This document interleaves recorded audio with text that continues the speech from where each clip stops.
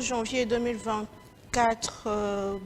Kamati Kolanda Biso Libaku, ya Kolanda Biso partout à travers le monde. Dombote, Nabino Ndeko Balandi, ya Congo Buzz Télévision, Pona Congo, Manaka Nabino, et Banzi Sengeli Koyeba que président Tshisekedi Azalaki notifié hier, peut autorisé à prêter serment le 20 janvier prochain na Cour constitutionnelle. Tobo sanate que Bamboka ebele ya mokili baibi bongo ko féliciter pour la réélection na yena moto ya République démocratique du Congo entre autres grande puissance ya mokili au-delà ya mboka wezwami bongo na sous-région pe na Afrika. Et c'est noté que France a félicité qui est Belgique, États-Unis a félicité qui est hier Chine pe bongo na bongo et sengeli koyeba ke na même registre il y a élection 2023 invalidé pour fraude électorale VPM et intérieur. Peter Kazadi a décidé remplacement il y a gouverneur il y a Kinshasa il y a Mongala paix Équateur na vice gouverneur na bango communiqué topé décision en quoi qui lobby molé qui la qui c'est que désormais ndeko Gentilin Gobilambaka pour na Kinshasa azaï sous-gouverneur Tekasi ndeko Kokonde a remplacé na Kitiwana le temps que a se présenter liboso il y a justice ndenge et bengaki na maimatali fraude pe détention illégale il y a ba machine à voter législative 2023 ba source ebele ezali ko confirmer bongo publication mon konalelo kasi tozali kozela et botika la brancher so qui est salemi d'ici là to côté la bino yango en direct ni to mechana na Congo Buzz Télévision to lobela Congo mokonalelo na bande ko bazana biso sur ce plateau to rappeler que en direct monté na Congo Buzz Télévision sur TNT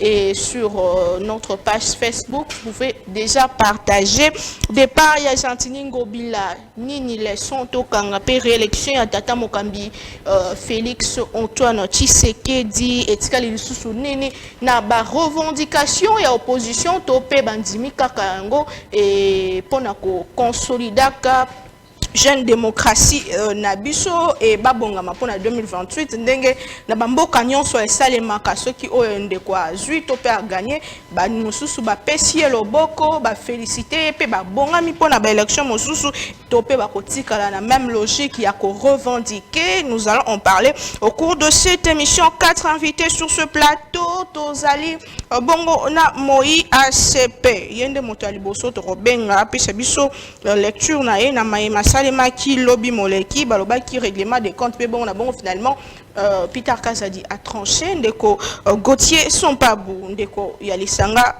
ACP ezali ko kamba bongo na Gentilin Gobilambaka. Bonjour et bienvenue. Bonjour madame.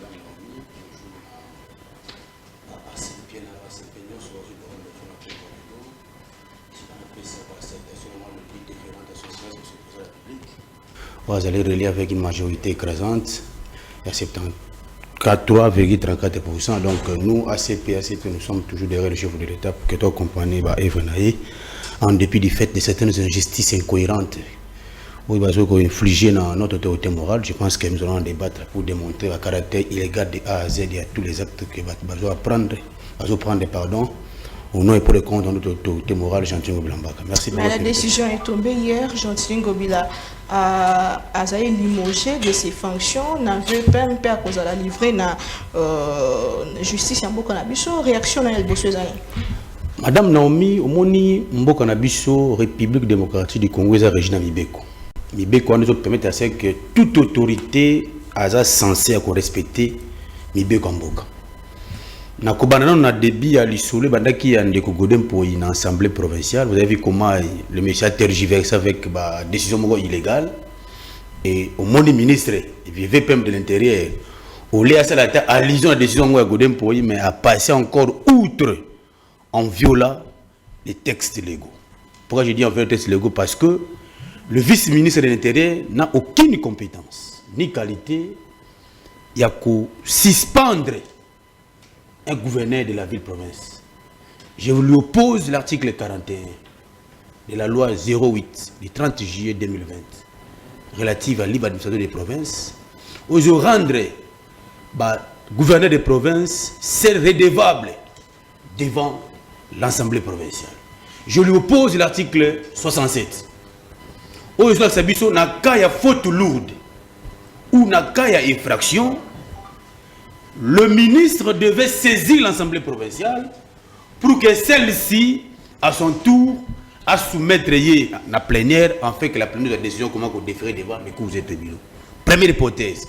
Deuxième hypothèse, même l'article 67 dit, lorsqu'il y a une infraction, le ministre de l'Intérieur saisit l'état judiciaire en fait que le gouverneur de province puisse répondre dans le fait porter à sa charge.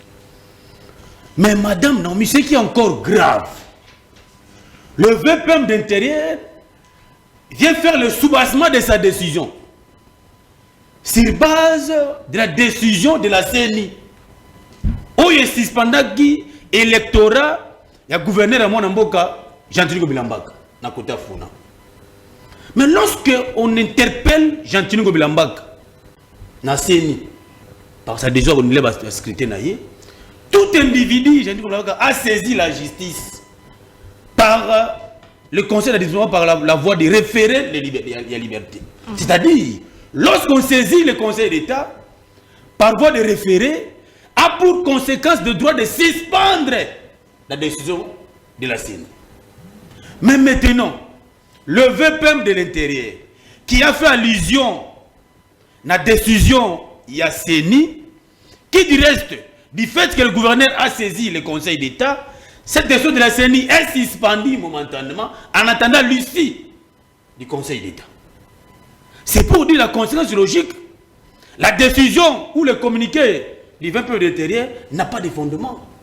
Parce que l'unique soubassement, en dépit des dispositions légales que je viens d'évoquer, et aussi le soubassement qu'il a pris comme moyen, cette décision souffre encore de la suspension momentanément parce que l'intéressé est au niveau de la Cour. La décision du VPM est donc illégale. La décision du VPM, jusqu'à présent, est illégale, n'a pas sa raison d'être. Madame Naomi, je vais maintenant réfléchir politiquement. On reproche 82 personnes. Entre autres, il y a des ministres à l'intérieur. Vous avez déjà vu l'Assemblée provinciale, l'Assemblée nationale siéger pour ce comment révoquer le ministre ou suspendre un ministre. Les DG qui sont là, les députés. Quelle est cette précipitation? Ils ont entouré autour de Jean-Tinigo Bilambaka. On ne comprend pas. Il n'est pas le seul. Il y a 3 gouverneurs de province. J'ai dit, madame, 3 gouverneurs. Et un vice-gouverneur. Un vice-gouverneur. Mais quelle est cette rapidité? On veut toucher tous les gouverneurs là. Alors qu'il y a des ministres qui ont été sanctionnés. Il y a des députés nationaux qui ont été sanctionnés. Jusqu'à présent, aucune procédure interne concernant les autres là n'a été dégagée. Pourquoi la procédure de rapidité en tout moment lorsqu'il y a Jean-Tinigo Bilambaka à l'intérieur?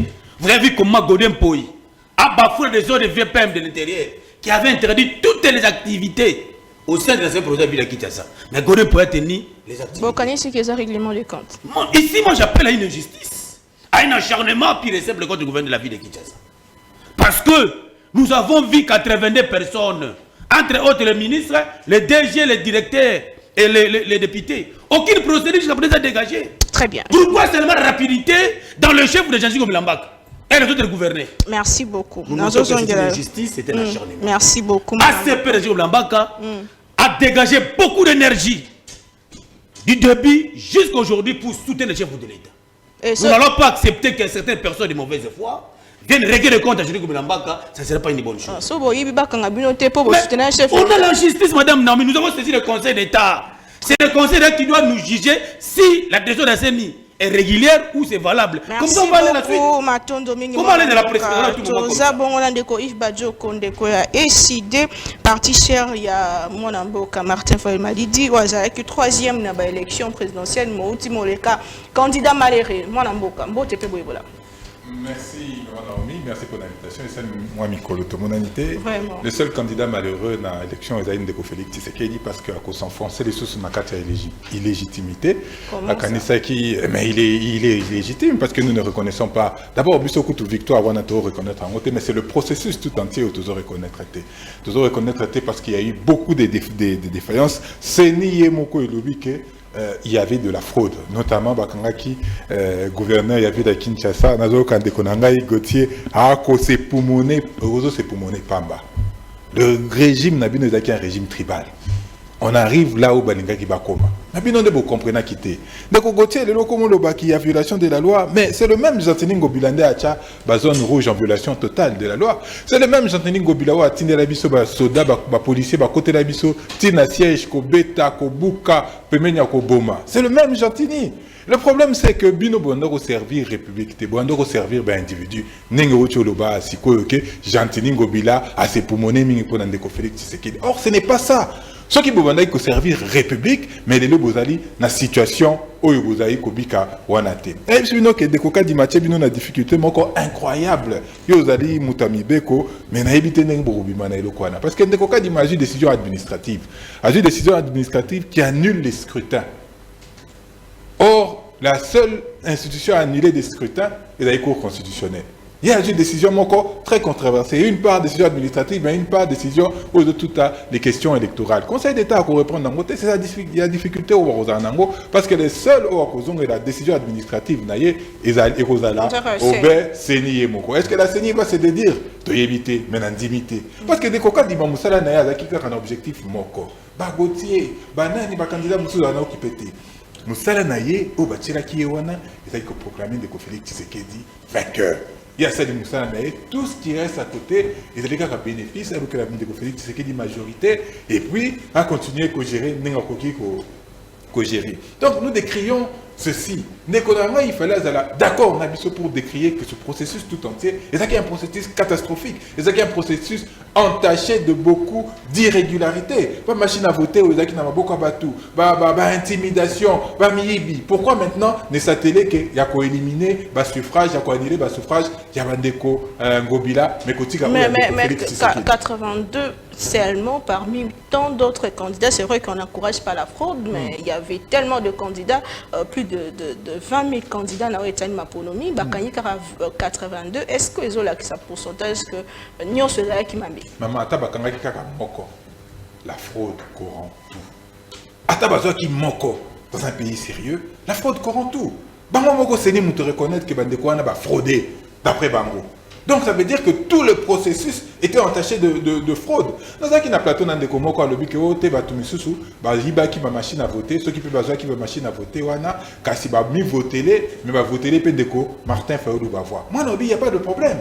Pour autant que nakati va voir na ba pesi de Martin Fayulu, il y a des voies irrégulières. On ne peut pas accepter. Donc, en un mot comme en mille, c'est que la fraude corrompt tout. Il faut impérativement annuler ce processus qui est totalement irrégulier, ce processus qui est totalement illégal et qui va diviser les Congolais. Déjà, le régime, il y a un régime Tshisekedi va instaurer tribalisme dans les Moukete. Et avec des élections pareilles, des élections chaotiques, au Comona que nous allons nous enfoncer encore. Nakat, il y a déchirement, il y a société. Nakat, il y a déchirement, il y a la population congolaise. Aux Omona, il y a des velléités par-ci, par-là. Oh, Missous Baluba pouvoir, on a Bisso Baluba. Oh, Missous Baluba, il faut qu'on goma batou. Des messages de haine qui commencent à surgir de partout. Mais Batou Batou, mon amour de Tizaliba, Maseki. Le pays risque d'imploser du jour au lendemain. Il y a des risques qu'on assiste à une guerre civile dans ce pays. Mais les gens sont tranquilles parce qu'ils ont les leviers du pouvoir, parce que ils sont tranquilles, ils pensent que parce qu'ils ont la force de l'État, je le rappelle, Mobutu Sese Koko Ndouazabama, qui était le chantre Yambo Kanabiso, qui était le chantre et l'identité congolaise, il est enterré au Maroc. Bakunaï na Maroc.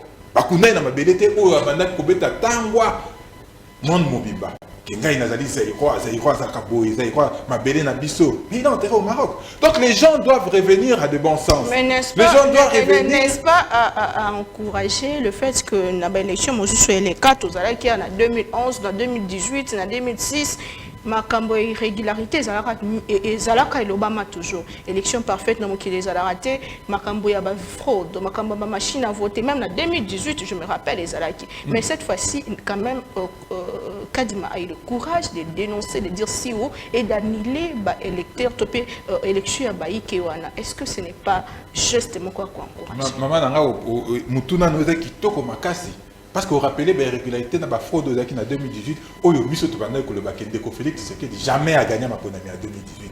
C'est bien quand même, comme on dit toujours, l'État est notre meilleur allié. On a Mutuna Nayo, c'est ce qui transparaît. Mais si Koyo Ponani Ndeko Kadima a sanctionné Bandeko, c'est une fuite en avant. La machine à voter au hasard reproché que Bandeko Bazo qui Bazo Yango Wapi. Bazo Yango Ndengenini parce qu'il fallait ça dans l'entrepôt Yasseni. Entrepôt na yemoko ba machine ebimi il ne nous explique pas comment est-ce que ba machine ebimi ce qui ba ibaki comment est-ce que ba su ba carte pour déverrouiller ba machine wana ce qui ba carte pe wana ekokité comment il explique que bandeko ba selele yango il fallait mettre des codes ba code wana ba zoki yango wapi où est la responsabilité de la CENI dans ce chaos électoral au Tomonaki donc la CENI a mis Kimi Sinde a mis Batama en sacrifiant bandeko Ngobila comme il sait que la clameur publique et c'est peu là qui n'a été de la manière dont agira Kiville, alors on les met en porte-avant, on les met devant. Et le plus grave, Maman Naomi, on a sanctionné 82 personnes, 3 ministres de la République, dont un ministre près. Yandeko Félix Tshisekedi.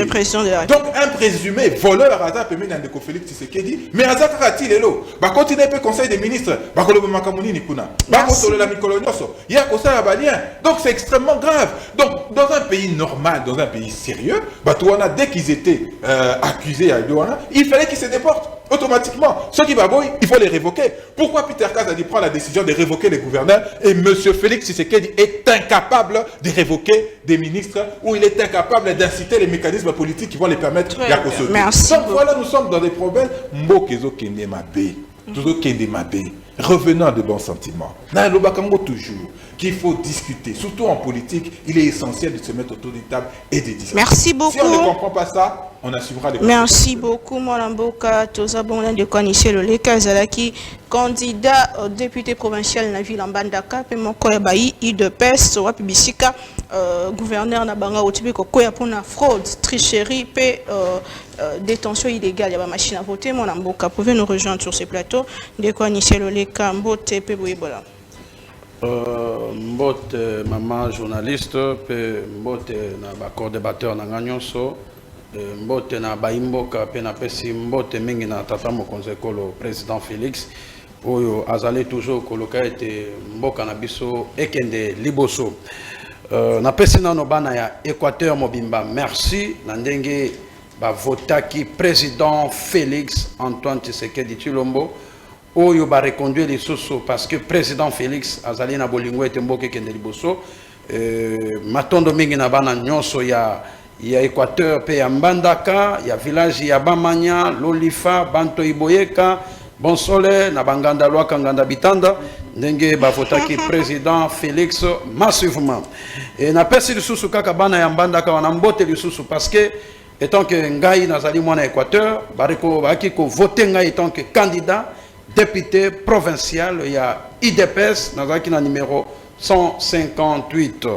Omoni Nayoki ndeko yo ya Fayulu auti koloba mais il faut na loba yango sikoyo mon frère il faut boyoka na osoni bino ya bino bato ya SID ya Fayulu boza pe na audacité ya koya pe koloba élégance na maloba na yo mona ngo oui nazo penser maloba boza na audacité boza ki na combien de candidats députés nationaux ou provinciaux au bino okende ko déposer 0 ça c'est 1 2 Fayulu, candidat malheureux à 2018 et 2023. Atambola qui n'a pas été nyoso ya mboka. 0. Atambola été. Aujourd'hui, je vous confirme, naza ba PVA. Martin Fayulu na bureau de vote, ya école ya Bompi Kiliki, na Bamanya, na Luaka, na Itav, na Mbandaka na 0 voix. 0. Oui bien, très bien. Oui bien, très bien, mais boyo ko sabato ate. Tant que vous déposer la candidature na bino tant que ba député, est-ce que vous pouvez déposer? Jamais. Yoku tu yo mutoso ba na plateau. Est-ce que vous pouvez la Fayulu propagande dans la province non?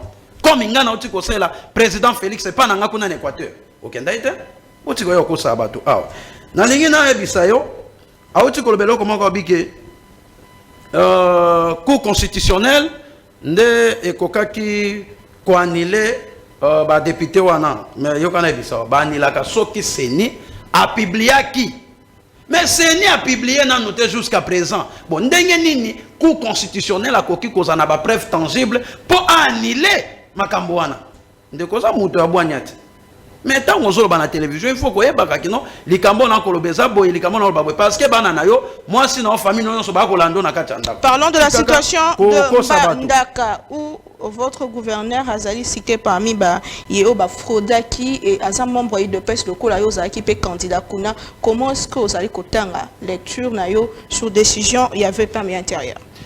Non, au moni IDPS idéologie na biso za le peuple d'abord. IDPS d'abord ezali Union pour la démocratie et le progrès social. Parmi les 12 personnes, Oyoka Dima a invalidé, il y a IDPS.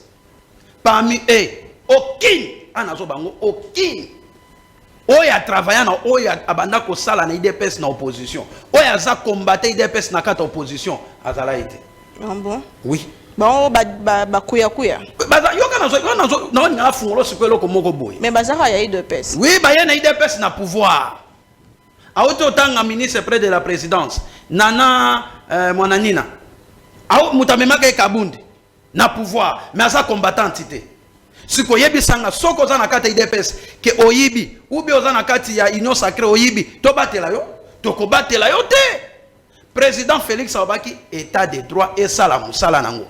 Et Moutou Oya a invalidé les députés, ils allaient président, ils allaient cour constitutionnelle, ils allaient commission électorale indépendante. Obabengi Ango Seni. C'est la toute première fois que félicité Kadimana équipe naye. Na 2006, Batoubanay, ko triché, ko betabako, ko fraudé 2006, 2011 et 2018. Et c'est la toute première fois que invalidé les lobato bazali ko triché. Madame, est-ce que ma bezali le lotangelinga gouverneur Bobo Boloko Bolumbu oyo oyayaki kokota na parti na biso IDPS o ba invalidé baza na raison ba invalidé olina bisayo siko secret moto na ye Mika Longango ayibaka machine à voter na bureau ya Seni na Itav na Bolombo na croisement ya village Boyeka na Makadami ya de alawana. Aïbaka machine à voter. Est-ce que le candidat Nabino à la présidentielle a bénéficié qui n'a pas voté? Jamais. Jamais. Baba na baza bato akabila bato Ancien Testament. Baba na ko luka ba voter de Moïse, mutu na bango. Baïbaki machine à voter et pas Mika Longango na Itaf na Bolombo. Peuple tolanda ki to kangaki. Ça c'est un. Deux. Bato ba éviter. Au moins école moko ba bengango épée nambandaka 1. École on a bossé en école na ngana école on est à kindeni po boy basiko maka école ngo ekoya koba ezana lo mona ngana fungulo awa imaginez lo que salemi de 7h ba fungoli bureau et quoi ko comme 9h machine est calée oh machine est calée ndeni bando tout machine est calée 750 personnes ba voter déjà oh mais peuple bi oh mais ba voter ngo R nini ba voter ngo R Nos régions d'opposition, non, attendez, je vais vous dire. Attendez, n'avons de bien, non, région d'opposition. Et ça n'a pas tout dans l'Ancien Testament. Aux hommes, oh, bah, y'a qui peut pas baby ça, ma communion sur un régime, n'a vu mais peuple a qui vigilant. Mais ça, tu coquille jamais qu'au tricher. Aux hommes, tu coquille jamais qu'au tricher. École en gros, bombo bokoji, voilà, n'ambandaka 1. Aux hommes, bayi baki machine, peuple a ko voter à la boue. Machine est tournée. Merci. Le peuple a se révélé. Avec que non jamais n'a voté les biso na place na biso. Ce que biloka bongo peuple bomba. Très bien. Yangwana nazo encourager Seni, Seni na musala malamu. So qui peut bato mususu bazana, o ba meka ko tricher ba utaka na Ancien Testament, o ba yake pande ko et pas na présent Félix Antoine Tshisekedi ba ya ko iba mboka. Invalider bango tokoki jamais ko ça l'association na miyibi. Merci beaucoup. Très bien. Merci mon amboka, merci beaucoup, merci beaucoup. Je voudrais signaler ici qu'il n'y aura jamais guerre civile dans ces pays. Les gens pensent que le régime Tshisekedi est tribal. Dans quel sens? Expliquez-nous. Alors, le régime de Kabila a été comment? Merci beaucoup mon amboka de répondre à eux. Ndeko Kalobi, Ndeko Martin Fayou a déclaré victoire alors que qui 4% y a Pamba. Merci beaucoup mon amboka. Beaucoup mais la biso, je vais lire vos messages le temps tokoba na naka ya pona Kongo le lot toza bongola Ndeko Alain Sikate di azamoko ya bayi opposition la Mouka pouvait nous rejoindre sur ces plateaux. Ndeko Alain, est-ce qu'il faut acclamer décision? Il y a Denis Kadima Kazadi. Est-ce qu'il faut dire que la démocratie et l'état de droit est finalement restauré dans ces pays? Tango Abimisi Baï Kepe Sousou Mingi Mingi à pouvoir même ministre en fonction, gouverneur Lelo Oyo, gouverneur ya Kinshasa Akwei, Malobombo Kayo, Mbote Pebola. Mbote Maman Naomi, Mbote na bako débatteur, meilleur venu à votre monde en noté. Gauthier, malgré beaucoup de là, mais quand même, ma bébé sont meilleurs rêvés, besoin quand même ma cassi. Et la Kandengo, Anna, tant qu'on servi moto de la Kaingra, conséquence, il y a beaucoup de joie. Et Yambona qui est moto na Mananga Naomi, n'a rien de côté Albia qui a été candidat député provincial. Et à cause de la, avec tout ce qu'ils ont triché là, peut-être il peut être élu, dans la fraude na Bango. Mais Aïeba était banamiki ba ko ndabiso na ndako.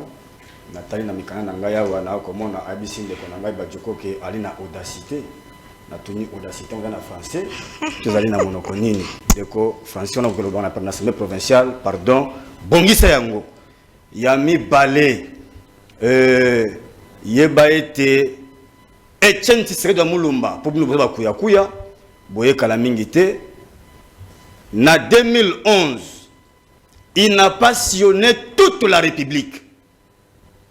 Tout ça qui n'a commandant du peuple Martin Fayulu Madidi, azala qui n'a kati ya équipe wana pe ala qui un peu moko ba homme pointu l'équipe wana na bisho ke atambola partout mais il a gagné au lendemain les élections et tout le monde va y pouvoir na. Donc cautionner république yangonde pour te pesa kamoto makoki te ya kozala élu parce que Kabila aussi en a fait mais il a été battu. Et Ndeko Tshilombo aussi, à Saliango Awa, il a été battu. Donc, sur l'histoire, il y a une bonne élection en Bokanabiso. L'opposition ou la résistance a toujours eu du mal à Makamabosa la Kabiso, parce que oui, bien haut. Bon, comment il y a un niveau qui prime la biso à kérosène à travers l'aéroport de Bélé. Injustice à tous les niveaux, mais quand même, le peuple a démontré que Azaki Sunabinote à cause de Makamabosa Bosali. Il y a Motuya ne maman ngai Naomi. Question na yo ndeko kadima akanisi ke trompe lay na ye ezui esimbi na moté. Oh. Eza ki trompe lay maman. Oyo kadima sali toyebi que balukaki ba sacrifier parce que ndeko to yebiswa ngwa. Koloku tribaliser c'est encore assez simpliste. Ça c'est une mission qu'ils ont de loubaliser les institutions. Non. Mais maman Nangaï, maman, je peux retirer. Ok, non, tu dois dénoncer Yango. Maman, Tala Namoto, Makamo Nenge Salami, na niveau ya Assemblée provinciale. D'abord, et là qu'on a au commande qu'on a godin poi. Là, je parle l'attaque chrétien. Vous pouvez vous rendre compte que pasteur de son état a organisé culte. L'église n'a pas motomoko à Kouei, sous prétexte à la diversité. C'est une âme. En tant que serviteur de Dieu, c'est une âme. Faut que mawa, que moto ayibi. Nzambe kuta ko moto mawa. Akia luketa poswanyama a fini ka moto pas sumuki. Comment le pasteur tu peux organiser culte d'action de grâce? Et kuna o se kamoninga na banzembo. Maman, yé o na ko sala yango. Il est de quel espace? C'était ça la mission. Oh bah c'est là qui était bâti la mission de quoi on a nani. Je connais Simanae. Oh je ne sais pas les noms. Il est de quel espace linguistique? Nous sommes là qui une mission. Mais autre ça va goûter ça nous a vu Gauthier. Et ça là qui yango. Ton nom ça va on là. bozo servir de Kochilombo lobby a ko briller na devoir ya ingratitude yango bozo na yango le bon monde mais on ne konanga on ne kokadima ko sala maman na dénoncer yango na ba étendre belé. Moi qui vous parle, j'étais l'un de ceux qui ont mené la campagne et qui a fait la monitoring. Il y a ba capital élection na biso la muka na Moamba. Tom yoki sangope to ye tomoni na école to ko benga complexe scolaire Nzei. Yali nangaba croisement mbandaka frigo. Oyo wapi motolokola Augustin Kabuya. Bato baiba bouré urne na complexe scolaire wana. Bakangi bango. La police a récupéré bango. Yé ko ça l'intervention de bango à minuit. Est-ce que vous savez les images? Puisque Alobaki que ceux qui m'ont amené ma preuve à démissionner. Nous avons nos témoins qui ont vu l'événement, qui ont dénoncé.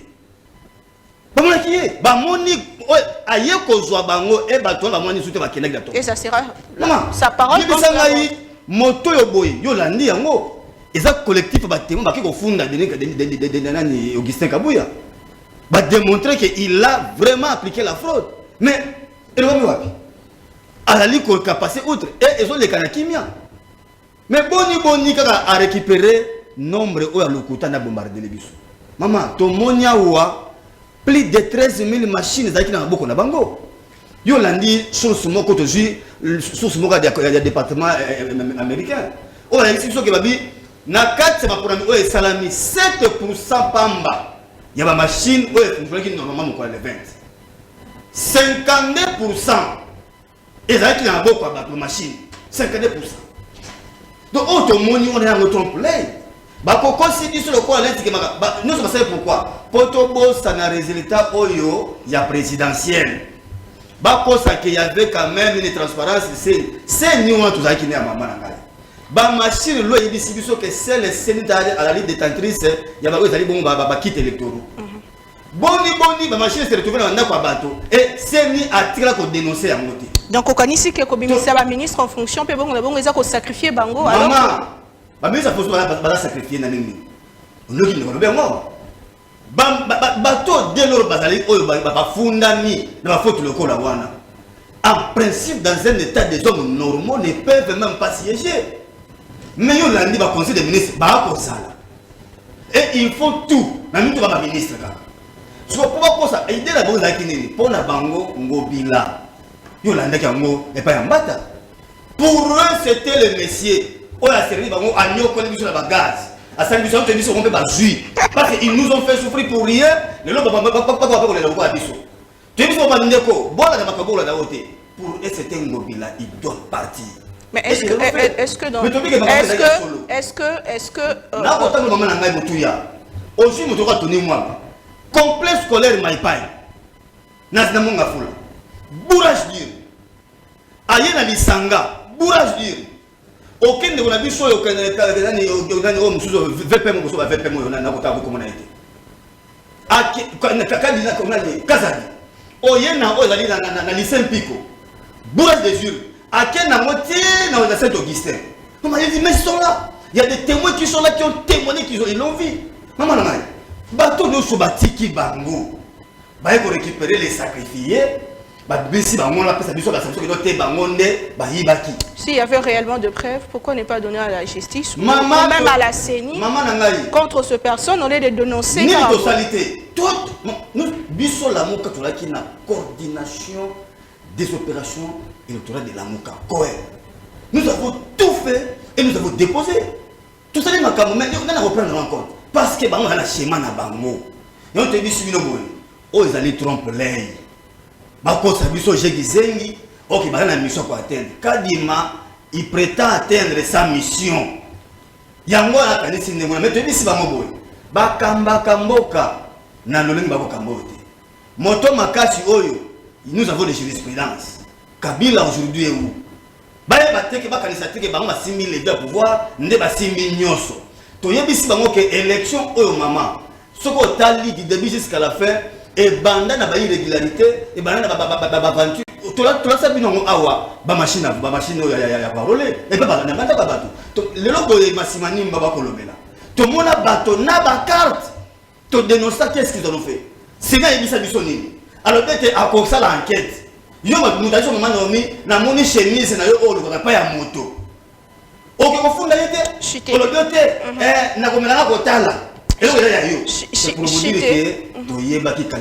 Chité na ville à Kinshasa. Est-ce que décision il y a ministre intérieur et ça illégal n'est pas de chaotique colobert. Mais maman nangai. Ce qui est tangi article 29, article 30, 31, il y a l'organique où il y a fonctionnement de CNI. Maman, on va comprendre que CNI n'est pas zaliwana ali na makokite. Il y a opposé dans le acte pour ça opposé. Alors qu'il a bypassé le attribution na ye. Le lo oyo bande kowana.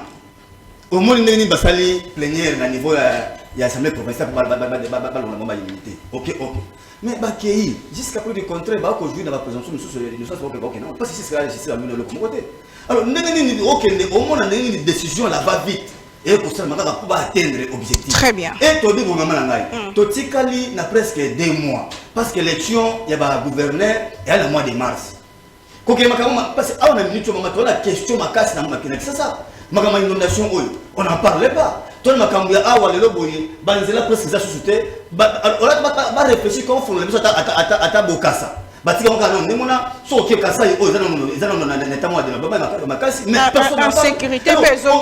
L'insécurité et même Nangonga ou Amikie. Quelque chose Bango ou les autres concernés, vous allez toujours au pouvoir. Très bien, merci beaucoup. Une distraction pour nous, notre émission le moment ce qui importe pour nous, c'est de se mettre autour d'une table et parler des questions essentielles. Très bien, merci beaucoup. Merci beaucoup, mon amboka. To Chilisa dossier avec le Kinshasa Landeko Gauthier Sampabou. Vous dites que décision il y a VPM intérieur est illégal, mais là décision ici est quoi? Baïki au bassin la province Bengami ya Mongala pe ya Équateur Bengami ana Kinshasa ko ya kokuta na justice ndenge senge meli bango nangambo a parquet lelo gentil bilato lo bake azali sous tege ko mo mandé à remplacer message na bino et pas bakinois et ko ça nini ya mboto kota na deuxième sujet. Merci madame Naomi pour le deuxième rebondissement. Moi je pense que le débat doit être focalisé sur base des textes. J'ai opposé le ministre, le VPM, que nous avons la loi qui parle ici, la libre administration des provinces. Je lis l'article 67 de cette loi, du 30 juillet 2020. En cas de faute grave, article 67, commise par le gouverneur des provinces, dans l'exercice de ses missions, des services publics déconcentrés, le pouvoir central, je mets le ministre de l'Intérieur comme pouvoir central, peut, 2 points. 1. Saisir l'Assemblée provinciale pour faire appliquer des articles 41 et 42 qui fait allusion au devoir de redevabilité du gouverneur à l'Assemblée provinciale. 2. Le pouvoir central en matière pénale déférer devant la Cour de cassation selon la procédure prévue par l'article 68 de la présente loi du 30 juillet 2020. 3. Déférer ces actes administratifs devant la Cour administrative d'appel selon la procédure devant le judiciaire administratif. Nulle part, cet article 67 est PCI VPM pouvoir à sanctionner lui-même directement le gouverneur des provinces. Par voie de conséquence, cet acte devait être déclaré nul. Je vous dis que dans tout à l'heure, que cet acte devait être attaqué devant la Cour de cassation. Parce que nous avons estimé que le VPM a agi au-delà de ses pouvoirs. Mais dès ce qui est grave, madame, non, deuxième chose. Quand vous lisez la lettre ou le communiqué, le VPM fait allusion à la décision de la CNI. Là où nous sommes, c'est ça. Une décision qui est violée de la défense dont elle a été attaquée au Conseil d'État. Maintenant, si le Conseil d'État se prononce aujourd'hui, réhabilitant Gobilana tous ses droits électoraux, quelle serait la conséquence de cette décision? Donc, le VPM a agi à la précipitation parce que la décision dont lui fait allusion est aujourd'hui attaquée au Conseil d'État. Troisième chose politiquement, madame Naomi. Nous avons les ministres en fonction qui sont aussi dans l'eau de 80 personnes. Les députés, Aucune procédure, j'ai dit aucune, n'a été engagée jusqu'à présent. Pourquoi la rapidité de la procédure lorsqu'on voit l'image de Ngobilamba? Vous avez vu comment j'insiste et je vais persister. Godin Poya vous dit forcer la main pour lever les immunités de Ngobilamba. Sans aucun droit, ni titre, parce qu'on avait fermé l'Assemblée provinciale de Kinshasa. Suspendu, plénière et toute activité. Et non fermé parce que bureau bandé a fonctionné. Lisez bien, il a dit ceci. Suspension de toute activité de l'Assemblée provinciale ville de Kinshasa dans la sainte de la PK. C'est-à-dire que ce que Godin Poya a fait, il a bafoué l'autorité de VPN. Qu'est-ce que le VPN va faire jusqu'aujourd'hui parce que Godin Poya a bafoué son autorité? Quelqu'un a dit, est-ce que Ngobila est sain? La façon dont on défendrait. La personne qui a posé la question, est-ce que lui-même est aussi sain? Parce que les saints, c'est Jésus-Christ de Nazareth. Nous ne disons pas que Ngobila est sain, mais nous devons poser les actes. On doit tester que vous avez collé Moutou une telle démarche. Mais la démarche est biaisée jusqu'à présent. Comment vous, le VPN, pouvez prendre la décision pour le suspendre de Ngobila, continuer un peu directement l'intérimaire, Jérôme Moulumba, dont aussi il est pas à la justice? C'est ça le problème. Nous ne sommes pas dans une république de la police.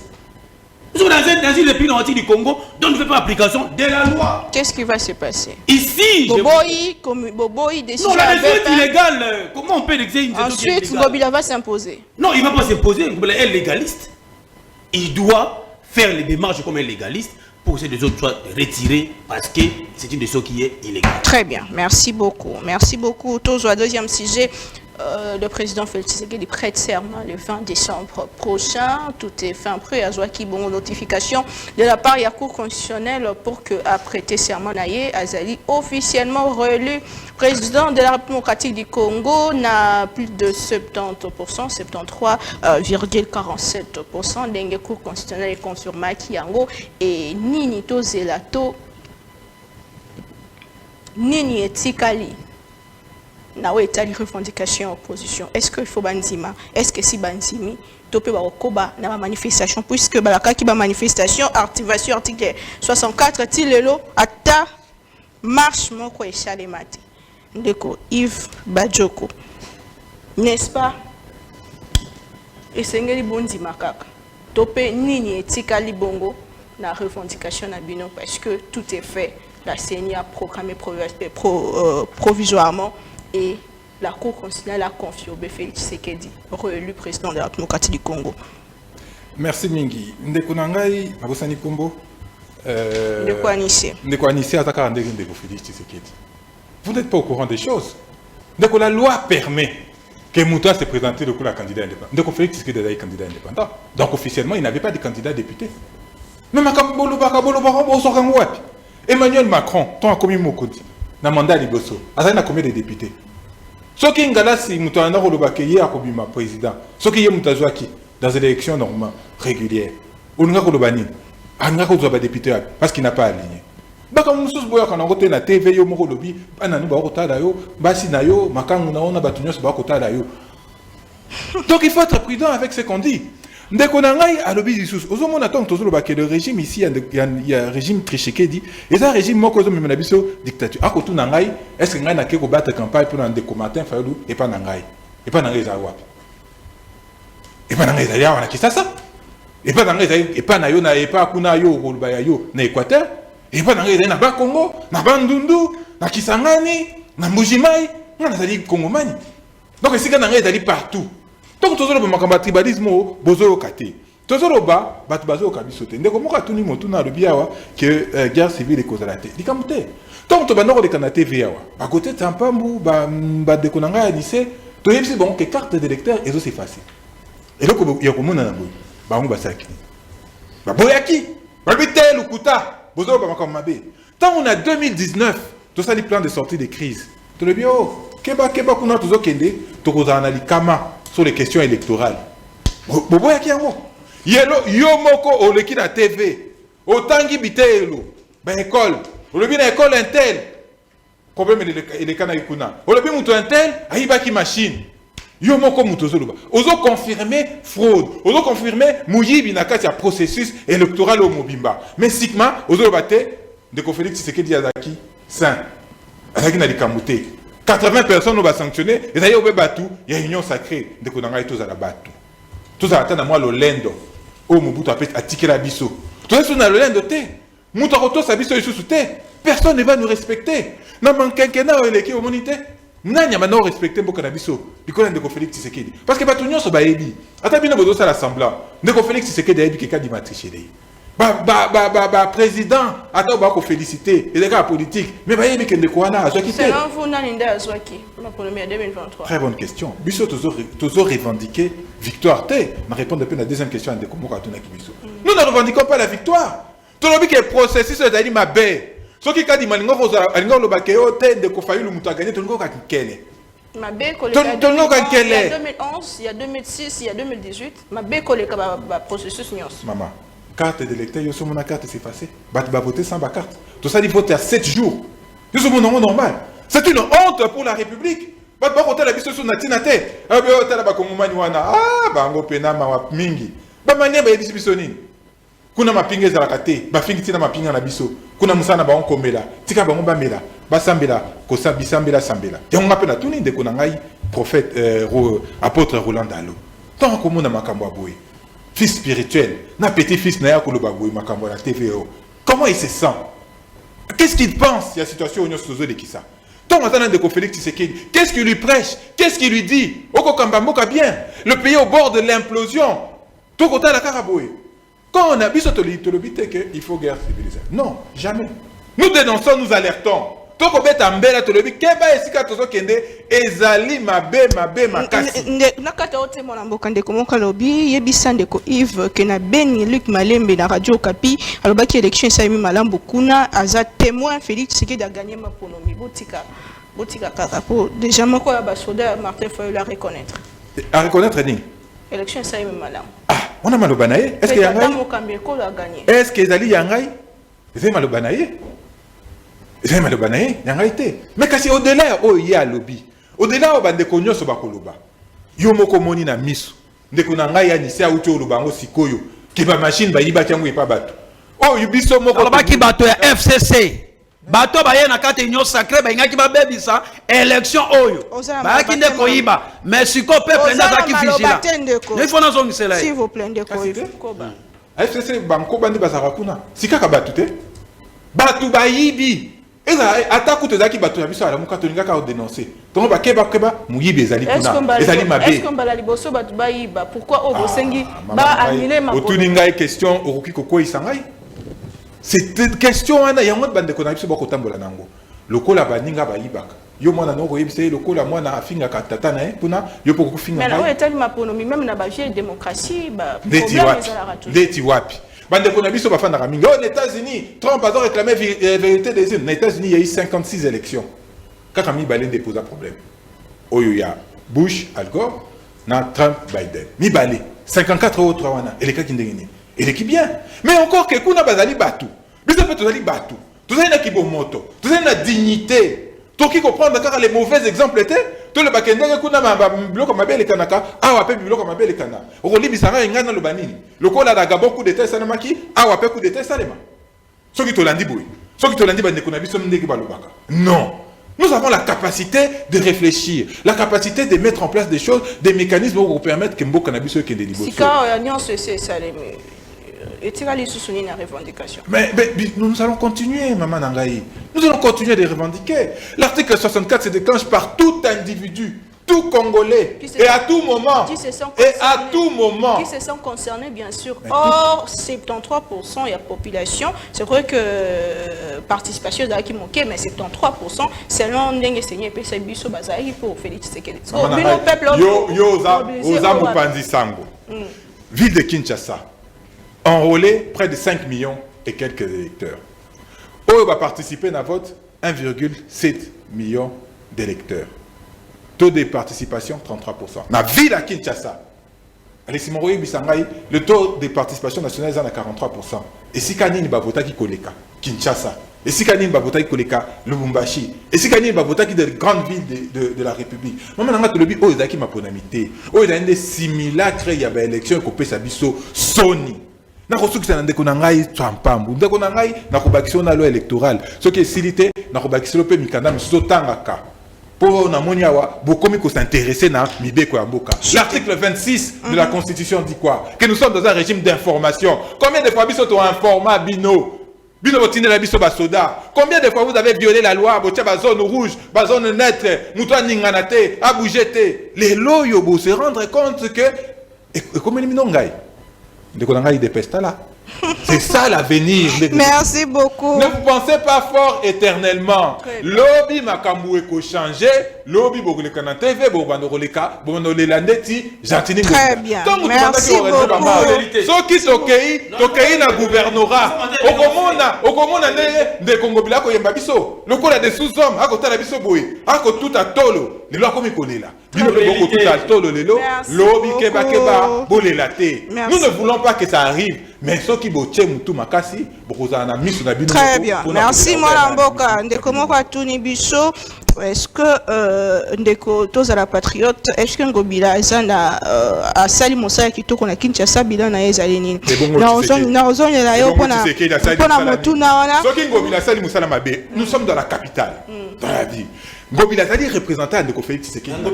Il y a ville à Kinshasa, na kati ya capitale à Kinshasa. Ce que ça dit mabe, ça veut dire que de Félix Tshisekedi. Très bien. Merci beaucoup. Peter Kazadi et Godé Mpoyi ont agi en coutume. Félix Tshisekedi n'est pour rien, il n'est pas tribal. Merci beaucoup. Ndeko Anissé Loleka. Malobombo Kawayo, élection et Salemi Félix Tshisekedi a gagné largement. Koule Nangambo et Pana Yondongo Zolo Belango, Nambanda Kapena Grand Équateur, Mombani, Boso Zela Tata Mombami Kolo, dans les 5 ans à venir, alors qu'Azo prêté serment pas au quota. Na Monsala, Malobombo Kawayo. Merci beaucoup, maman. Avant de répondre à la question, encore, on a invité dans le Ndeko Alain. Ndeko Alain, ok, merci. Ndeko Alain, auto le belo kumoka lobi, ako senga to vanda, et sika moko to solo la. Sokite mabeko ya. Oyoki, malobane alobaki na komaki yango.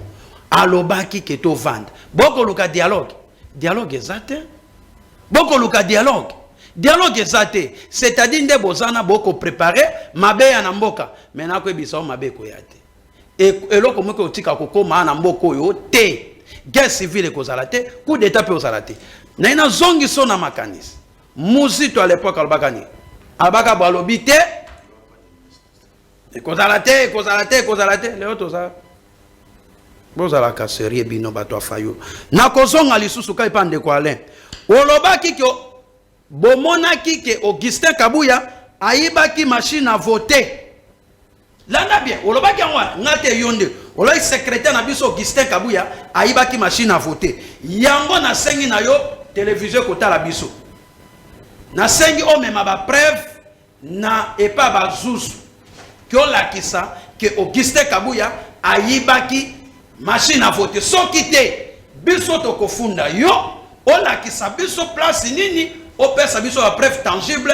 Oyo Augustin Kabuya secrétaire na biso ayibaki. Soki te okokende boloko. Soki bakangi okolobaki non, oyo eza acharnement. Okomolaka bato boloko. IDPS.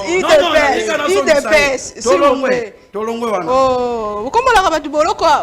Non, otanga alobi ke mutu ayibaki. Alobi bo. Yoka alobi bo. Alobi bo. Que bato bayaki ko brouiller ba urne. Batinda Makino Augustin Kabou. Et tant bakangi bango. Tant bakangi bango. Selon ye. Augustin Kabou a qui côté la bango. Ok, nabi que sikoso qui a même ba preuve te que ba fundi. Akolobe que ça acharnement. Merci.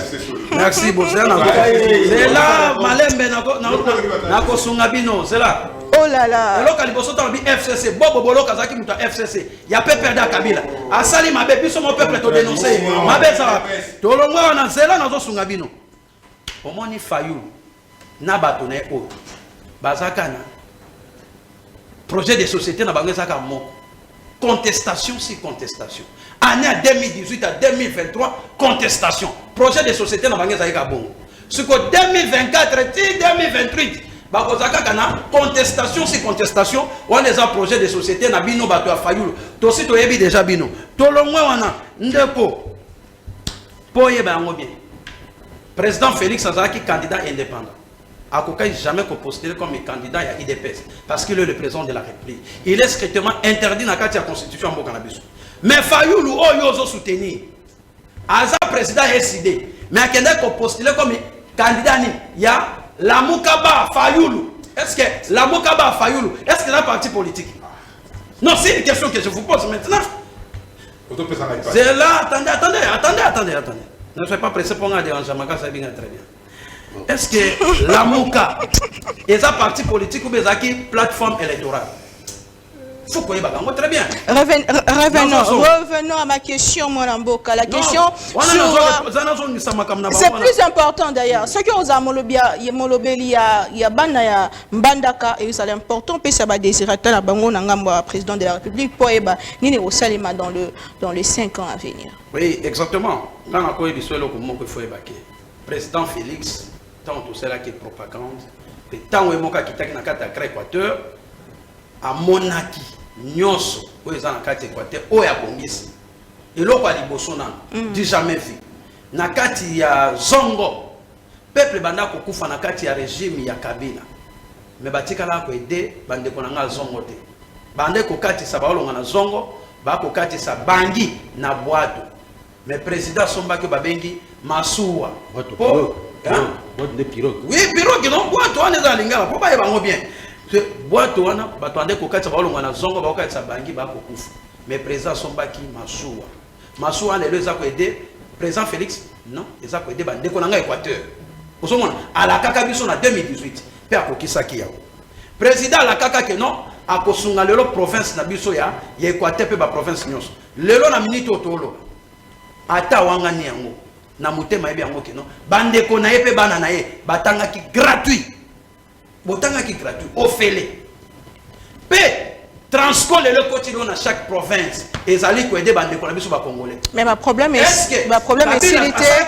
qu'attend la population de Mbandaka et du Grand Équateur dans 5 ans à venir. Il y a une zone qui a comme là. La propagande, il y a un président Félix et l'autre. Moko! Le président Félix en 2023, tu as reconduit, tu as voté massivement, mais dans Mbandaka, tu as un courant. Vous savez, tu as un courant. Le moment que je vous parle, na minute, kende na Mbandaka, so kiti na Mbandaka, ok na quartier Bokala, na village à l'Olifa. Et plantation moko ezana ba ko bongisa, o ba ko benga ngo plantation ba otia sikoyo barrage mini hydroélectrique pour épelisa mwinda na ville Mbandaka ekota tibiko.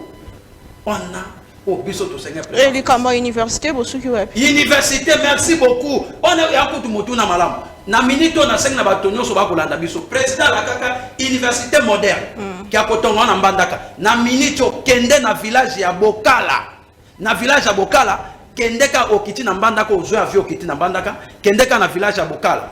Place oyo bakanja vanda kaka pembe bakanja ko vanda mopanzi bwe na place ezaki ancien la voie d'Isaïe. Place bakanja ko vanda place pour université bakotonga yango. Ça je vous dis. Non, bazan kata fondation. On a joué biso j'ai les images ici. Très bien. Merci beaucoup. Que non, ndenge to za bandeko bomela maya malidi. Président Félix a kosunga mboka. Yangwana a ko bongisa soki biso loto bandeko ko dénoncer miyibi o ba ko frauder parce que to ko bongisa la mboka nenzela. Très bien. Merci beaucoup. Ko bongisa Fayulu nzela bo atanke azape ndeko matondo mingi ozasu malobate. Merci beaucoup. Bato ba yiba isute o mona ko sale miti. Non, oza malobate mo la mboka to évoluer. Miyibi na fraude ba. Très bien.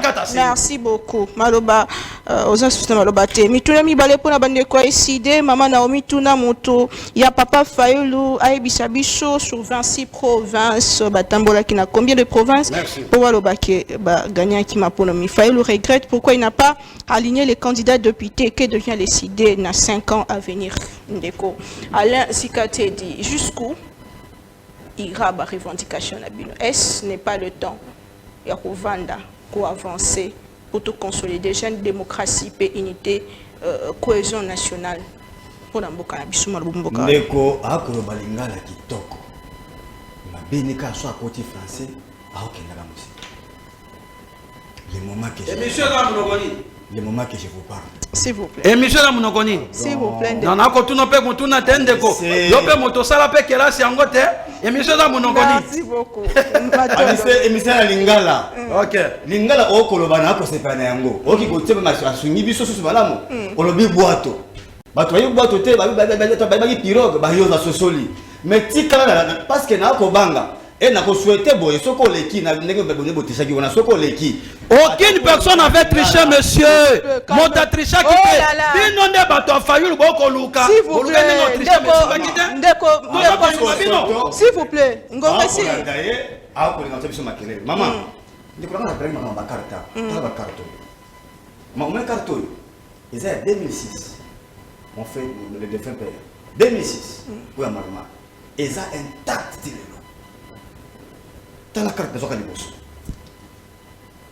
et simbate ta ko linga na voter non que ça dit pikata et quel isusu na mai ta bakarta maman moto bakanga ete na makamasa lako makambo so memeli biso awa na ko ebiso mama na ngai eza soni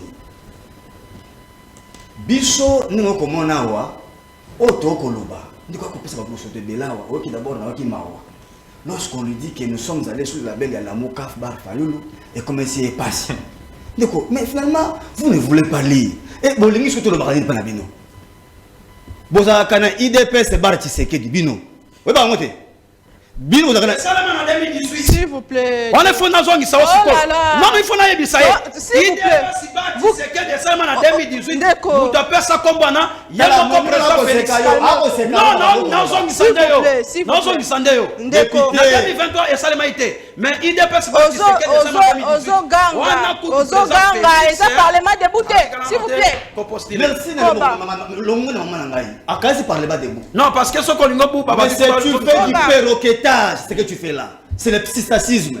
Il faut arrêter. Ils sont lancés là. Na kolinga doko ça pèse. Koba mwana mboka to si c'est monsieur comme nasuka. Maman. On to koloba. Oyebini na ko isa badleko. Na ko banga ke malade ndeke oyo comme na ndeko Félix dans ton investiture et la ressource. Non. Mais là je suis non pas jusque là. Retirez ango aza. Mais ça na kana kofinga. Tata mokande kolo. Maman. Limiemia. S'il vous plaît. Retirez ango. Bon, je retire. C'est bon. Na ko banga ke akwe sous na akwe na démission. S'il vous plaît. Pourquoi? Maman yebi ete nous sommes des bantous. Chez un Muntu, on intronise les chefs, on ne l'investit pas. Le métaphysique d'abord intervient avant que le physique intervienne. C'est ça chez les Muntu. Ndeko soki ba yamaki otela na métaphysique comme passe pour yango mona kayo ko makandengwa. Mais ce Félix n'est pas la volonté la métaphysique et la volonté la physique té. Lolengeni. Mais na biso te mama na ngai. Lolenge a ko na pouvoir. Oyo eza na volonté ya batoté. Mais bon, moni manifestation, il y a population, il y a Essengo, après publication, bah résultat. C'est presque partout dans le pays. Essengo de la quitte. Maman nangai. Lokuta. Na biso boy. Totira ki ku constitutionnel amona asala test wana. Oyo biso ka ku constitutionnel la bino o alelo. Ba invada ki ndeko Chilombo. Oyo ko mona liesse. Oyo za la entraver la République. Liesse je vous dis. Bato benge ba sepelati nati. Est-ce que Muto vraiment oza malobate eza wenzete mwana mboka na s'il vous plaît oza malobate kobato silisa ndeko yango bote sunu mama na ngai na minute oyo élection auto sali et élection oyo ezali l'élection la plus longue du monde oyo to boni à travers la vous n'avez pas répondu à ma question. Que devient la revendication à Bino? Puisque tout est fait. Nous sommes politiques. En politique, toutes les cartes ne se jouent pas au même moment. Elle est comme la pique. Tu gères, quand tu très fleur. Oui, quand tu remis sa carotte, tu remis sa jonquière pour ma camoufle. Borokeneti wapi na ba revendication. Biso to le boyi. Na si tu peux s'exprimer mal moi. Nous ne revendiquons pas la victoire. Tola qui sabino parce que exemple za moko bien bien moi kwei. Attendez si biso que irrégularité ça même le côté bon zalaki. To bandela maponomi na qu'est-ce qui va se passer? Ce il faut to kota le scénario. Qu'est-ce qui va se passer? Toi li capable avec un coup dérisoire d'organiser les bonnes élections. Maman nangai. Avec tout ce que nous avons. Au moins surtout le monde na tête à CNI. bateau au baillé pour servir les bateaux. Avec le peu que nous avons d'abord ici, on va organiser les élections. Après combien de temps? Pendant ce temps, qu'est-ce qui va se passer? Pour nous, il faut qu'on se mette autour d'une table. Ça va prendre 3 points, ça va prendre 6 mois. Ça dépend. Mais tout sur la yango na malamu totala nini pas sur ma base to bongisa yango peut tout ma pour na solo. Très bien. Donc na ndenge o na biso te pas c'est na ndenge na biso wana. Et ali o ba ko na biso ba ko na biso ba décision ka fata ge. Merci beaucoup. Oh, na ba décision to ndima yango te. Très bien. Mboka o eza ba ngo ba te. Maman na ngai, je vais vous rappeler des choses. Chemin de fer au sur la histoire yango. Même ba tout musu ba uta ba loja ba utonga yango. Et mboka moto mon côté. Mboka ya mboka moto moto ba te merci beaucoup. Merci beaucoup. Nous sommes boya biso solingi kimé na Congo. Congo makila o etangisi. Elle a peut être makila te. Ya moto ko ebisa ba nini. Toluka kimia na kofa ko sur la poto ba ke malamu ke na constitution na institution nini. Ba crise de légitimité de tout ça mboko. Ba crise récurrente tout ça moko nda crise ile ya légitimité. Oh yeto ko boya ke ezonga kana bane na bane parce que après ko pour la élection bo c'est un dialogue. Maman, toi c'est yo ko ba un dialogue, mais tu nini? Les acteurs politiques, les parties prenantes peuvent réfléchir le maman élection ça vous allez élection merci beaucoup. Nous allons chuter, nous chutons. Merci beaucoup. Mbeba e ya lobby pote lobby za kete boete. Merci beaucoup. Non, c'est très bien, très bien. Emmanuel Kant est venu avertir les gens pour la deuxième guerre mondiale. Ah, tu te mets mela que ma quand même abe. Mboka oyo ezali juste na porte à implosion. Mais baluki s'il vous plaît. Déco Gauthier sont pas beaux. Votre mot de la fin tochité. Sopa, mbou. Voilà. Votre mot de la fin tochité, message à la population. Merci beaucoup madame. En une minute. En une minute, je voudrais ici vous rappeler que Bisso, tout l'Alliance des Congolais progressistes, ACP parti cher à son excellence, mais vous venez la vie de Kinshasa, où tu accompagnes le chef de l'État du débit jusqu'à la fin, où tu peux te beaucoup pour que Azal encore relie avec beaucoup de pourcentages. C'est un score très très historique. Nous à l'occasion pour que jour après prestation de serment, vous installez parti, nous sommes ACP Togoya, et c'est que tu conseilles c'est que Azan a un bon collaborateur pour cette fois-ci, en fait que tu as réalisé les belles promesses, tu as réalisé Otobandaki, avec on est toujours en raison, mais tu consolider les acquis. Ta frustration, non, entre l'ACP et le chef de l'État, nous marchons ensemble et nous continuons à défendre le chef de l'État. Il y a des audios qui circulaient, les audios là ne concernent ni de près ni de l'œil l'ACP. C'est un audio qui vient d'ailleurs. Ici, je voudrais rappeler Madame Naomi que Bisso ACP, je conduis toujours mon Kozamboka Félix avec mon négociation Moussala, tout produit pour bien conseil pour que peuple congolais a toujours un centre d'action comme les cheval de bataille en fait que 2024 à 28 comme ça peut qu'on ait fisc un résultat positif. Très bien. Maintenant, Domingue Monamboka Ndeko Yves Badjoko, votre mot de la fin. Ndeko Moko Atuni Bicho, quelle est la vraie raison, plutôt la vraie raison de l'alliance entre Katumbi et Fayoulou? Ces derniers temps, Babandi Kosala va communiquer ensemble alors que l'or est Maponumba Boyaki catégoriquement. Il y a même des injures, voleurs, pantantés, bimi, blanc et belé. Mais après qu'on échoué, Bangonio sur une élection, du coup, Basangani, on va revendiquer Basenga annulation de l'élection. Et votre mot de la fin, message à la population. Merci mingi mama na omiko na motuna kasi makamwana lobi ke bafingaki mutu songolo to pakalanga na yebi yango te na lingi na yeb sabino que le plus important ici est de sauver république. C'est ça qui importe. Aujourd'hui mutu akocha république na kati ya mungu ezali ndeko Félix Tshisekedi na mutu na ya chana sini kandima tozali kobundisa biso tozali kobunda pona biso te tozali kobunda pona bakongomani nyonso pona mboka na biso etikala moko. Mama Naomi biso toleka na baplateau na bino toyebisa bino makambo ebele nayebi te soki bokose rappele lisusu tolobi makambo ya sécurité, question sécuritaire tolobi bobemela biso EAC te bandeko na biso bayoki biso te lelo bakoma kobengana EAC produisa résultat nini zéro. Toyebisa bandeko na biso bokeba na Kagame bozala ne ami te balobi ya bolongwa kuna yo nani oboya Kagame. Combien de fois tokoloba Combien de fois Tokobe Tambela de Konanga a dit Mato Exarana Moufini côté Boyo Kaka. Bino, votre problème, c'est que Bomi Kaka Kara Bino Moko. Le pays nous appartient tous, nous sommes des Konanga Alibi. Donc, vous n'avez pas d'amboka. Moko Kende Liboso, Moko Zara Kimia. Ce que vous voulez que vous Félix, c'est que vous avez la popularité. Vous avez autant de fois. Vous gagnez Kakati. Mais le plus important, c'est de baliser l'avenir. Nous avons gagné la situation où nous avons la illégitimité de Félix Tshisekedi, Mboka et Kokende, nulle part. Boko Lukaka Bamba, Obamba Boye, Mboka et Tambolate, Nengemboka et Tambolité ces 5 dernières années. On a Félix Tshisekedi à Kotonga université. 5 dernières années, on a pas à Tongaki université. On a Félix Tshisekedi à Kosa la Songlo Parada. Pour l'année à Tongaki barrage les 5 dernières années. Merci beaucoup. Politique. Le dialogue entre politiques est toujours important et est toujours nécessaire. Et ça, c'est que l'élo, pour passer les simulacres à l'élection de Tozo. Non, c'est depuis 2019. Merci beaucoup. Merci de Koïf Bajoko.